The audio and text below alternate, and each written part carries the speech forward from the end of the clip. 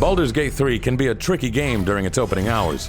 This is because your party of level 1 adventurers will constantly be on the verge of death in trickier fights while you ration out your magic spells and healing potions trying desperately to survive each encounter.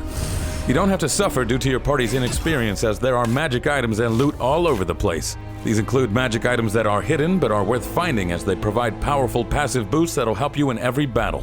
There are some items you should seek out as soon as possible in order to make the rest of Baldur's Gate 3 easier. Number 5. The Silver Pendant. The guidance cantrip is easily the most useful in the game, as it lets you add a 1d4 to pretty much every skill check you make. Need a boost kicking down the door of the guard's home? Guidance. Need some help picking a lock inside the guard's home? Guidance. Need to persuade a guard to look the other way after you robbed his home? Guidance. The game gives you a guidance user straight away, as Shadowheart the cleric has it in her repertoire. But what if you don't want to use Shadowheart in your party?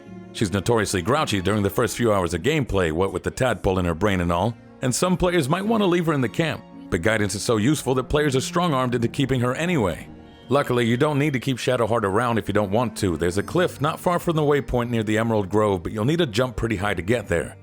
If you're struggling to reach it, take Lae'zel with you, as she can psionically boost her jump.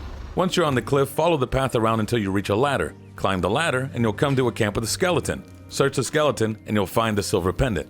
The Silver Pendant gives any character who equips it the guidance cantrip, regardless of whether they're a spellcaster or not. This means you can dump Shadowheart in the camp and go adventuring with the boys, safe in the knowledge that you'll have 1d4 to all your skill checks while she's complaining at home.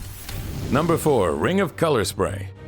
One annoying aspect about spellcasters during the early section of Baldur's Gate 3 is that they don't have many spell slots. This puts you in a situation where your character is really useful for a round before they need to take a timeout and start spamming Firebolt again.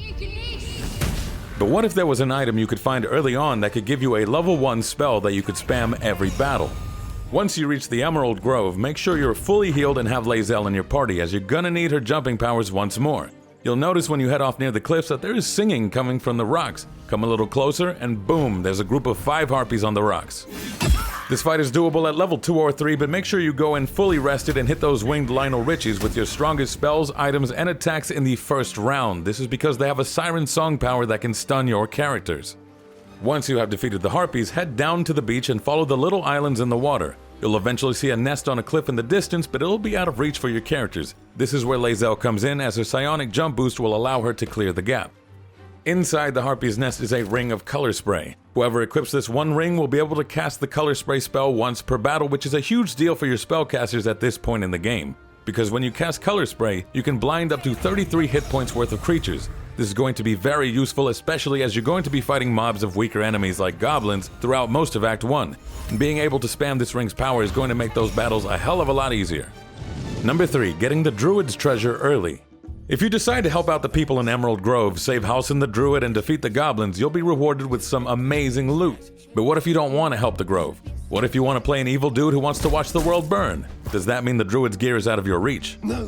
No, this is Baldur's Gate 3. If you want it, steal it. If you want the Druid's treasure, separate Astarion from the other party members and have him go it alone for a while. You need to track down a Druid named Wrath. He's the guy who objects when the evil Druid lady tries to kill the kid with a snake. You can find him hanging out sitting on a chair in the inner sanctum of the Grove. Before you attempt to steal from Wrath, make sure to save the game. This Druid has eagle eyes from all that shape-shifting, and you might need to get lucky before you can complete your task. Anyway, enter stealth mode and pickpocket Wrath. You only need to steal the wolf rune from him. Then leave stealth mode and enter the Enclave Library, which is a few rooms further in. You'll see a large wolf statue with 4 plinths surrounding it, one of which is empty. Go to the empty plinth and combine the wolf rune with it.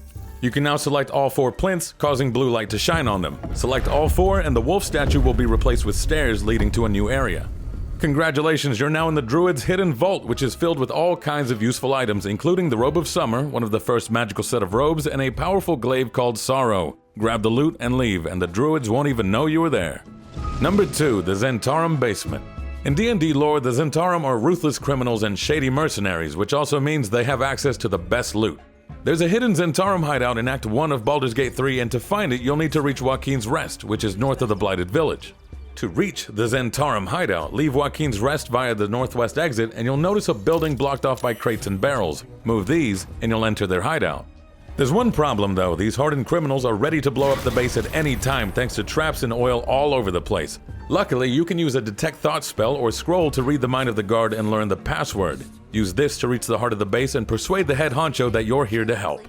You'll notice the main area is covered in oil. If you're not interested in dealing with crooks, climb to a high vantage point and shoot some fire into the oil. Et voila, cut criminals in a very easy fight, assuming any of them have survived. You can then steal all the amazing loot they leave behind. This isn't everything, however, as heading deeper into the lair and avoiding some exploding traps will reveal 4 guards and some wolves, which need to be dealt with in the traditional manner.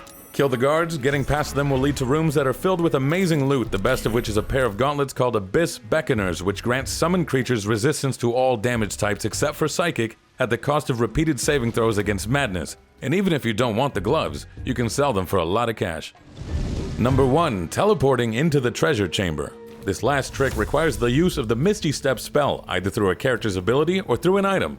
Both Will and Lae'zel can take it as they level up, along with any sorcerer, warlock, or wizard who reaches level 3. Don't worry, as you'll only need to use it once. Is there any better feeling than stealing an enemy's gear and using it to defeat them? You can do this in Baldur's Gate 3, as the leaders of the goblins don't bother to magic-proof their home.